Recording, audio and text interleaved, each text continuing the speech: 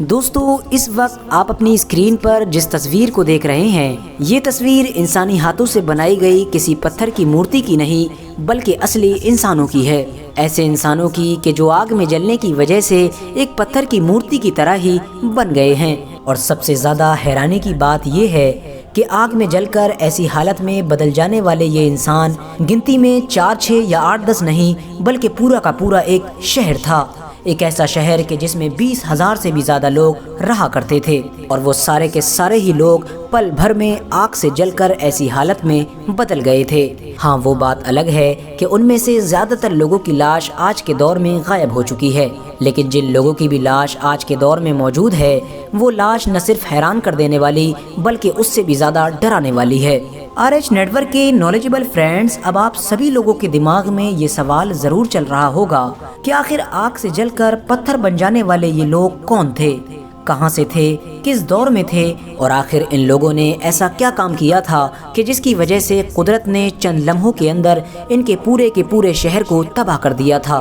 نہ صرف تباہ کیا تھا بلکہ ان کے شہر کا نام ہمیشہ کے لیے اس دنیا سے مٹا دیا تھا۔ تو دوستو، اس طرح کے تمام سوالوں کے جواب جاننے کے لیے ہم آپ کو سب سے پہلے ہماری دنیا کے ایک مشہور دیش یعنی اٹلی لے چلتے ہیں۔ 1891 میں اٹلی کے ایک بنجر علاقے میں ایک کسان رہا کرتا تھا۔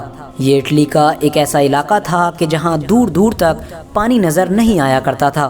آخرکار ایک دن اس کسان نے یہ ٹھان لیا کہ وہ ہر حال میں اپنے علاقے میں ایک پانی کا کنواں کھود کر رہے گا، اور کسان نے ناممکن کو ممکن بنانے کی کوشش شروع کر دی۔ حد سے زیادہ کھدائی کرنے کے باوجود بھی کسان کو اس کنویں میں پانی تو نہیں ملا، لیکن ایک ایسی چیز ضرور مل گئی کہ جسے دیکھ کر ہر کوئی حیران ہو گیا۔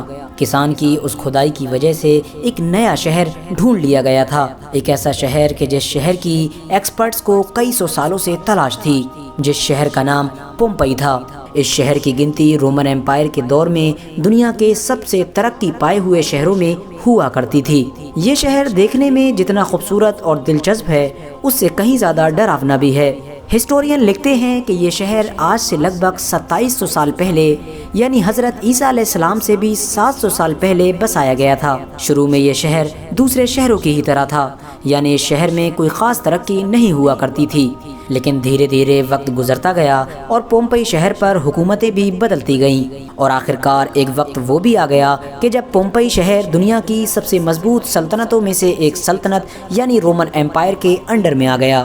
پومپئی شہر کا رومن ایمپائر کے انڈر میں آنا تھا کہ مانو اس شہر کی قسمت ہی بدل گئی، اور کچھ دنوں کے اندر ہی یہ شہر دنیا کے سب سے ترقی پائے ہوئے شہروں میں گنا جانے لگا۔ اس دور میں پورے رومن ایمپائر میں کوئی بھی ایک ایسا شہر موجود نہیں تھا کہ جو بزنس یعنی ویاپار کے معاملے میں پومپئی شہر کو ٹکر دے سکے، کیونکہ پومپئی شہر میں بزنس یعنی ویاپار کا معاملہ حد سے زیادہ مضبوط ہو چکا تھا۔ بزنس یعنی ویاپار کی ہی وجہ تھی کہ اس دور میں دنیا سے بہت دور دور سے لوگ پومپئی شہر میں آیا کرتے تھے۔ لیکن دوستو، شاید آپ کو بہت تیز کا جھٹکا لگے گا کہ جب آپ کو یہ پتا چلے گا کہ پومپئی شہر میں رہنے والے لوگ کیا بزنس کیا کرتے تھے۔ آخر ان لوگوں کا ایسا کیا ویاپار تھا کہ جس کی وجہ سے وہ چند دنوں کے اندر ہی دنیا کے سب سے امیر لوگ بن گئے تھے۔ دوستو، پومپئی شہر میں رہنے والا ہر انسان ہم جنس پرستی یعنی جسم فروشی کا بزنس کیا کرتا تھا۔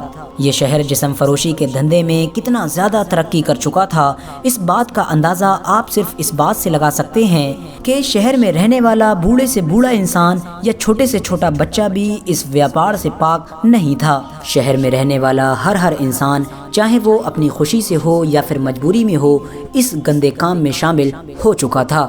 اس شہر کے حالات اتنے زیادہ خراب ہو چکے تھے کہ اس شہر کا ہر دوسرا گھر بروتھل یعنی کوٹھا ہوا کرتا تھا۔ شہر میں رہنے والے لوگ دوسری جگہوں سے جوان لڑکیوں کو خرید کر لایا کرتے تھے اور انہیں اپنے بروتھل میں استعمال کیا کرتے تھے۔ دوستو، اگر ہم یہ کہیں تو کہنا شاید غلط نہیں ہوگا کہ اس شہر کی پوری اکانومی ہی اسی بزنس پر ڈیپینڈ تھی۔ اس گندے بزنس میں شہر میں رہنے والے عام لوگوں کے ساتھ ساتھ محل میں رہنے والے وزیر، جنرل، گورنر اور سپہ سالار بھی شامل تھے۔ پومپئی شہر میں رومن ایمپائر کے سبھی وزیر اور جرنیلز یا تو کسی نہ کسی بروتھل یعنی کوٹھے کے مالک تھے یا پھر وہ خود ہی اس گندے بزنس میں شامل تھے۔ مرد تو مرد، شہر کے شاہی محل میں رہنے والی عورتیں بھی اس گندے بزنس سے سلامت نہیں تھیں۔ بڑے بڑے وزیروں اور جنرلز کی بیویاں اس بزنس میں شامل تھیں، اور حیرانی کی بات یہ ہے کہ ایسا کام کرنے پر شرمندہ ہونے کی بجائے اس شہر میں فخر محسوس کیا جاتا تھا۔ جو انسان بھی جسم فروشی کے بزنس میں جتنا زیادہ آگے ہوا کرتا تھا، اسے اتنی زیادہ ہی عزت دی جاتی تھی۔ دوستو، دنیا کا یہی وہ پہلا شہر تھا کہ جہاں پر نہانے کے لیے ایسے باتھ روم کا انتظام کیا گیا تھا کہ جس میں مرد اور عورت ایک ساتھ نہا سکیں، یعنی وہ باتھ روم کم اور بروتھل زیادہ تھے۔ دوستو، اس شہر میں سینکڑوں بروتھل ہونے کے ساتھ ساتھ ایک بڑا بروتھل بھی بنایا گیا تھا۔ یہ بروتھل شہر کے بالکل سینٹر میں تھا اور یہ شہر کا سب سے بڑا بروتھل تھا۔ یہ ایک 2 منزلہ عمارت میں بنایا گیا تھا، جس کی نیچے والی منزل عام لوگوں کے لیے تھی اور اوپر والی منزل خاص طور سے شاہی خاندان کے لیے تھی۔ اس اوپر والی بلڈنگ میں جب بھی محفل سجا کرتی تھی تو عیاشیوں کی ساری حدیں پار کر دی جاتی تھی۔ اس محفل میں سگے بھائی بہن جیسے رشتوں کا بھی خیال نہیں رکھا جاتا تھا۔ دوستو، اس شہر کی کھدائی میں کھنڈروں کی دیواروں پر جو تصویریں ملی ہیں وہ یقیناً حیران کر دینے والی ہیں۔ ایسی گندی تصویریں کہ جنہیں دیکھ کر کوئی بھی عزت دار آدمی اپنی آنکھوں پر فوراً ہاتھ رکھ لے گا۔ دوستو، گندے ویاپار کے ذریعے سے حد سے زیادہ ترقی پا جانے والا یہ شہر ایک جوالا مکھی پہاڑ کے پاس آباد تھا، جس پہاڑ کا نام ویسوویس تھا، جو آج بھی اٹلی دیش میں موجود ہے۔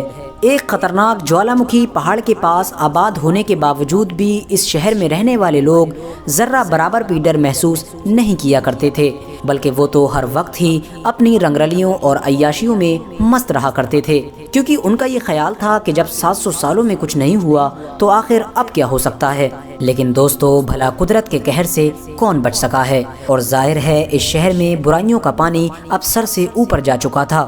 سن 80 عیسوی میں ایک دن پومپئی شہر میں رہنے والے سارے لوگ ہر دن کی طرح ہی اپنی عیاشیوں اور رنگرلیوں میں مست تھے، لیکن پھر اچانک سے قدرت نے اپنا قہر دکھایا اور پاس ہی میں موجود وہ جوالا مکھی کا بڑا سا پہاڑ بڑی زبردست طریقے سے پھٹ گیا اور اس جوالا مکھی سے بڑی تیزی کے ساتھ لاوا اور آگ نکلنا شروع ہو گئی۔ پومپئی شہر کے آسمان میں دھواں اور آگ کے سوا کچھ نظر نہیں آ رہا تھا۔ چند منٹوں کے اندر ہی پومپئی شہر میں رہنے والے لگ بھگ 20,000 سے بھی زیادہ لوگ موت کی گہری نیند سو گئے تھے۔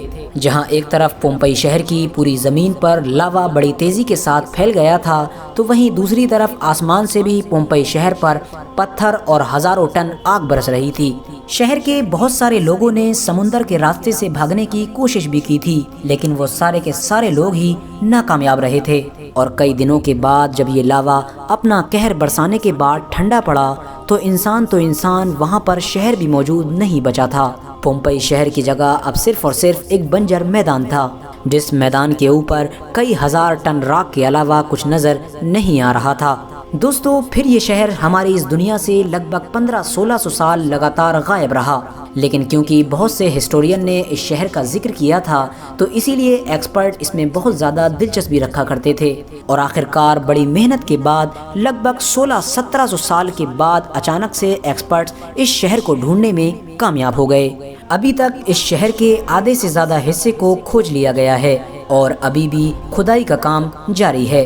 حیرانی کی بات یہ ہے کہ کھوجے گئے اس نئے شہر میں آج بھی بہت سارے بروتھل اور گھر کے اندر کچن، باتھ روم جیسی چیزیں صاف طور پر دیکھی جا سکتی ہیں۔ کھوجے گئے اس شہر میں بہت سارے تھیٹر بھی مل چکے ہیں۔ کھدائی میں ملنے والی ان انسانی لاشوں کو دیکھ کر آپ اس بات کا اندازہ لگا سکتے ہیں کہ جس وقت پومپئی شہر پر قدرت کا قہر برسا تھا، اس وقت اس شہر کے لوگ کیا کر رہے تھے۔ دوستو، بہت سے لوگ یہ بھی دعویٰ کرتے ہیں کہ پومپئی شہر میں رہنے والی جس قوم پر قدرت کا یہ عذاب آیا تھا وہ قوم اللہ کے نبی یعنی حضرت داؤد علیہ السلام کی قوم تھی، کیونکہ یہودی، عیسائی اور مسلم دھرم کے اکارڈنگ پروفٹ داؤد علیہ السلام کی قوم پر بھی اللہ کا عذاب آیا تھا، اور ان پر بھی یہ عذاب انہی غلط کاموں کی وجہ سے آیا تھا جو غلط کام پومپئی شہر میں رہنے والے لوگ کیا کرتے تھے۔ لیکن آپ کو بتاتے چلیں کہ پروفٹ داؤد علیہ السلام کی قوم اور پومپئی شہر میں رہنے والے لوگ یہ دونوں الگ الگ ہیں، کیونکہ ان دونوں قوموں کے بیچ دور میں بھی بہت لمبا فاصلہ ہے، اور پھر پومپئی شہر کی بربادی تو سن 80 عیسوی میں یعنی حضرت عیسیٰ علیہ السلام سے بھی بعد میں ہوئی ہے۔ فی الحال دوستو، آج کی اپنی ویڈیو کو ہم یہیں پر ختم کرتے ہیں۔ ویڈیو پسند آنے پر نہ صرف ویڈیو کو لائک کریں بلکہ اپنے فرینڈز کے ساتھ بھی ضرور شیئر کریں، اور اسی طرح کی نالجبل اور ہسٹوریکل ویڈیوز ہمیشہ دیکھنے کے لیے ہمارے اس چینل کو سبسکرائب کر کے ساتھ ہی میں بیل آئیکن کو بھی پریس کر دیں۔